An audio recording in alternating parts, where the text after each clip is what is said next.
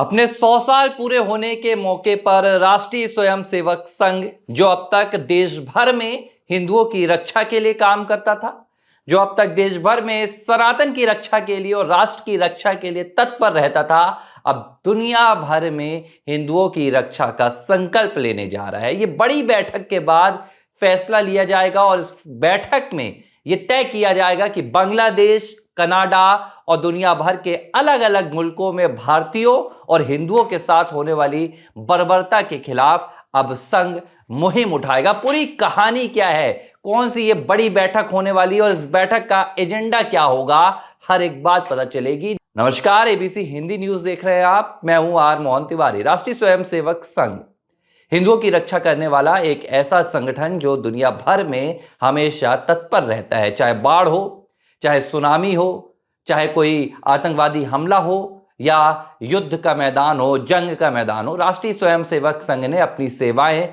निष्काम भाव से हमेशा राष्ट्र को समर्पित की हैं और यही वजह है कि 1925 में स्थापित हुआ ये राष्ट्रीय स्वयंसेवक संघ अब अपने 100 वर्ष भी पूरे करने जा रहा है।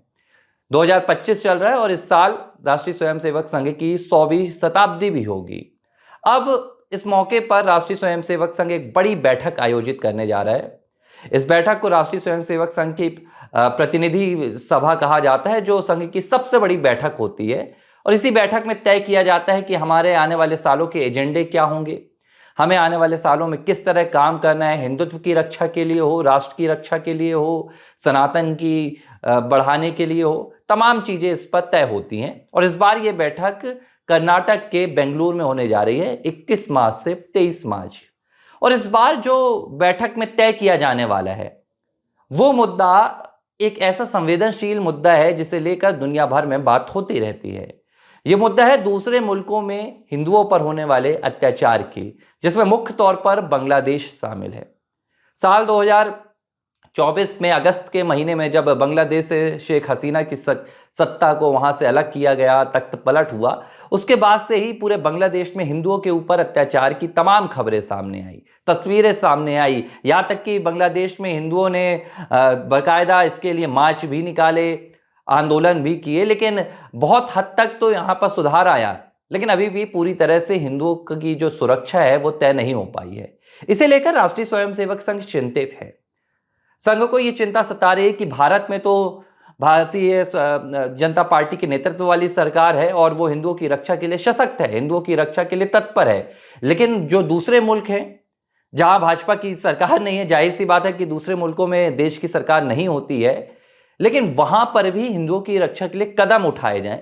ये तमाम मुद्दों पर इस बैठक में बात होगी। इस बैठक में राष्ट्रीय स्वयंसेवक संघ के मुखिया मोहन भागवत भी होंगे। इस बैठक में दत्तात्रेय होसबोले भी शामिल होंगे और भारतीय जनता पार्टी के राष्ट्रीय अध्यक्ष भी इस बैठक में शामिल होंगे। जो खबर निकल कर आ रही है वो ये कह रही है कि बैठक में एक प्रस्ताव पास किया जाएगा। इस प्रस्ताव के तहत ये स्वीकार किया जाएगा, ये कहा जाएगा कि राष्ट्रीय स्वयंसेवक संघ आने वाले दिनों में जो दुनिया के दूसरे मुल्क हैं, चाहे वो बांग्लादेश हो, चाहे वो पाकिस्तान हो, यहाँ तक कि पाकिस्तान की भी चर्चा निकलकर सामने आ रही है कि अगर पाकिस्तान में भी हिंदुओं पर अत्याचार होगा तो वहां राष्ट्रीय स्वयंसेवक संघ हिंदुओं की रक्षा के लिए खड़ा होगा। बांग्लादेश हो और कनाडा से भी कई ऐसी खबरें निकल कर आई हैं कि जो खालिस्तानी है वो लगातार हिंदुओं को प्रताड़ित करने की कोशिश कर रहे हैं, हिंदुओं की सुरक्षा के साथ खिलवाड़ कर रहे हैं। इसके अलावा भी कई मसले हैं। इसके अलावा एनआरसी का मसला है। इस बैठक में यह भी तय किया जाएगा कि जो डेमोग्राफी बदलाव निकलकर सामने आ रहे हैं, चाहे वो अरुणाचल प्रदेश की बात हो, चाहे वो असम की बात हो या बंगाल की बात हो, जो दूसरे देशों से प्रवासी आ रहे हैं, ये अवैध रूप से रह रहे हैं, उन्हें निकालने के लिए भी सरकार को यहाँ पर चिताया जाएगा, सरकार को बताया जाएगा और पूरी तरह से राष्ट्रीय स्वयंसेवक संघ अब अपना जो एजेंडा है वो तैयार करेगा। हालांकि ये पहली दफा नहीं हो रहा, इससे पहले भी राष्ट्रीय स्वयंसेवक संघ के मुखिया मोहन भागवत ने जो दूसरे मुल्कों पर हिंदुओं पर अत्याचार हो रहे थे उसमें सरकार को ध्यान देने के लिए कहा था। उन्होंने साफ तौर पर यह कहा था कि किसी भी दुनिया के मुल्क में हिंदुओं के खिलाफ अगर कोई भी अत्याचार की या हिंदुओं की सुरक्षा पर खिलवाड़ की बात निकलकर सामने आती है तो राष्ट्रीय स्वयंसेवक संघ उस पर आगे बढ़कर कदम उठाएगा और अब यही होने जा रहा है। तो इस बैठक में पूरी तरह से यह तय किया जाएगा कि जो और बांग्लादेश में जिस लिहाज से 2024 में शेख हसीना के तख्त पलट के बाद तस्वीर निकलकर सामने आई थी वो हैरान कर देने वाली थी। बांग्लादेश को भारत ने कभी अपना दुश्मन मुल्क नहीं माना है। बांग्लादेश के साथ ठीक है, सीमा पार से जो अवैध गतिविधियां होती थी वो एक अलग मुद्दा था, लेकिन जिस लिहाज से पाकिस्तान के साथ मसले निकलकर सामने आते थे, बांग्लादेश के साथ कभी ऐसे निकल कर सामने नहीं आए हैं। बांग्लादेश के साथ व्यापार संबंधी या अवैध गतिविधियों की तस्करी की ये तमाम चीजें निकलकर सामने आई हैं। लेकिन जिसके बाद बांग्लादेश में तख्त पलट होने के बाद हिंदुओं के साथ जो सुलूक किया गया, जो हिंदुओं के साथ धर्म के नाम पर जो बर्ताव किया गया, वो दुनिया भर को हैरान कर देने वाला था और राष्ट्रीय स्वयंसेवक संघ इसे लेकर चिंतित है। राष्ट्रीय स्वयंसेवक संघ अपनी इस बैठक में इस विषय पर चर्चा करना चाहता है। यही वजह कि भारतीय जनता पार्टी के राष्ट्रीय अध्यक्ष भी इसमें शामिल होंगे ताकि उनसे भी ये बात की जा सके। संघ प्रमुख मोहन भागवत लगातार इस मुद्दे को अलग अलग मंच पर उठाते भी रहे हैं और ये राष्ट्रीय स्वयंसेवक संघ की देखिए अपनी एक खास बात है कि आपको दुनिया के किसी भी मुल्क में कोई संगठन आपके लिए खड़ा हो या ना खड़ा हो, लेकिन राष्ट्रीय स्वयंसेवक संघ आपको, चाहे वो कनाडा हो, चाहे वो अमेरिका हो, इंग्लैंड हो, पाकिस्तान हो, बांग्लादेश हो, हिंदुओं की सशक्त रक्षा के लिए राष्ट्रीय स्वयंसेवक संघ पीछे कभी नहीं हटता है। यह अलग बात है कि राजनीतिक गलियारों में राष्ट्रीय स्वयंसेवक संघ को लेकर क्या बातें होती रहती हैं। बांग्लादेश के संबंध में हो या कनाडा के संबंध में हो, दूसरे राजनीतिक जो दल हैं, चाहे वो कांग्रेस पार्टी हो या समाजवादी पार्टी हो, वो राजनीतिक रोटियां सेकने का काम करती हैं। लेकिन जब बात आती है जमीन पर जाकर काम करने की, जब बात आती है मैदान पर उतरकर हिंदुओं की रक्षा की बात हो या राष्ट्र की मजबूती की बात हो, तो राष्ट्रीय स्वयंसेवक संघ वहां पर खड़ा हुआ नजर आता है। इस बैठक में और भी मुद्दे हैं, चाहे वो देश की दूसरे तमाम मुद्दे हों, देश में जिस लिहाज से धार्मिक उन्माद की कई ताकतें कोशिश कर रही हैं, जिस लिहाज से हमारे त्योहारों पर जो तस्वीर बनकर सामने आती है, होली में भी जो तस्वीरें निकलकर सामने आई, लोगों ने कोशिश की, कई असामाजिक तत्वों ने ये कोशिश की कि जो त्योहार हैं वो शांतिपूर्वक ना बन पाए। राष्ट्रीय स्वयंसेवक संघ इन मुद्दों पर भी चर्चा करेगा। बैठक में तय किया जाएगा कि आने वाले जो साल होंगे उसमें किस तरह से राष्ट्रीय स्वयंसेवक संघ आगे काम करेगा और सरकार के साथ। और एक और खास मुद्दा है, इस बैठक में यह भी तय किया जाएगा कि भाजपा का अगला राष्ट्रीय अध्यक्ष कौन हो सकता है। इस नाम पर भी मंथन होगी, क्योंकि कई ऐसी बातें निकलकर सामने आ रही कि राष्ट्रीय स्वयंसेवक संघ अब चाहता है कि जो संगठन का मुखिया होगा, भारतीय जनता पार्टी का जो संगठन की कमान संभालेगा, वो एक सशक्त नेता हो, वो एक ऐसा नेता हो जो किसी के दबाव में काम ना कर सके, वो एक ऐसा नेता हो जो स्वतंत्रता से काम करे, उस नेता के मन में कोई डर ना हो, चाहे वो सरकार में बैठे मंत्रियों का हो या हाईकमान का हो। एक बार अगर जिम्मेदारी आपको मिल जाती है तो जिम्मेदारी मिलने के बाद आपके दामन पर कठपुतली शब्द नहीं लगना चाहिए।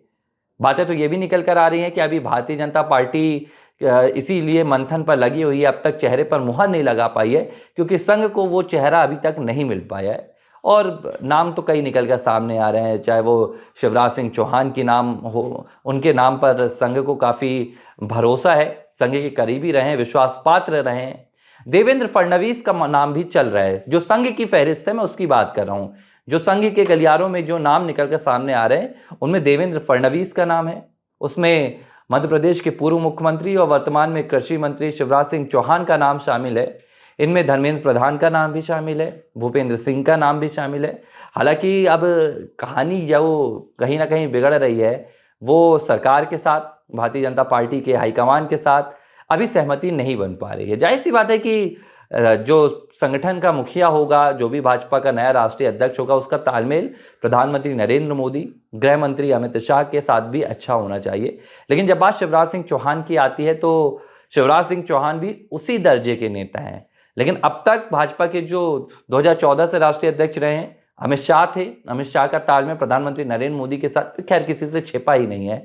गुजरात से पीएम मोदी की और गृह मंत्री अमित शाह की जो दोस्ती है वो जग जाहिर है। इसके बाद जेपी नड्डा जब राष्ट्रीय अध्यक्ष बने तो वो तालमेल देखने के लिए मिला। जेपी नड्डा का भाजपा के साथ प्रधानमंत्री नरेंद्र मोदी खुले मंचों से कई बार जेपी नड्डा की तारीफ कर चुके हैं। यहाँ तक कि कई राज्यों में, जैसे कि हिमाचल प्रदेश में जब भारतीय जनता पार्टी की हार हुई थी तब भी प्रधानमंत्री नरेंद्र मोदी ने जो हार की हताशा थी वो जेपी नड्डा के दामन से अलग की थी। उन्होंने खुलकर कहा था कि जो हिमाचल प्रदेश में वोट प्रतिशत है वो हमारा बेहतर था। तो खैर ये एक अलग मुद्दा है, लेकिन इस पर चर्चा होगी। संघ भाजपा के नए चेहरे को लेकर भी एक बातचीत करेगा कि कौन सा चेहरा है जो सरकार को भी पसंद आए, जो भाजपा को भी पसंद आए और जो संघ को भी। और मकसद यही रहेगा कि भारतीय जनता पार्टी को 2029 के चुनाव में भारी बहुमत से जीत दिलाए। जो राज्य भारतीय जनता पार्टी के अभी अधीन नहीं है, जहां भारतीय जनता पार्टी की सत्ता नहीं है, वहां पर भाजपा के संगठन को मजबूत किया जाए। इसमें दक्षिण के राज्यों की ज्यादा बात हो रही है और उत्तर प्रदेश जैसे राज्यों की बात हो रही है जहां भाजपा को कहीं ना कहीं 2024 के चुनाव में नुकसान पहुंचा हो। तो ये तमाम मुद्दे होंगे जिन पर चर्चा होगी। एनआरसी का मुद्दा होगा, इसके अलावा दूसरे मुल्कों में, दूसरे देशों में हिंदुओं पर हो रहे अत्याचारों का मसला होगा। इसके अलावा राष्ट्रीय स्वयंसेवक संघ भाजपा के नए अध्यक्ष पर भी चर्चा करेगा। एबीसी हिंदी न्यूज, आज ही जुड़िए हर खबर के साथ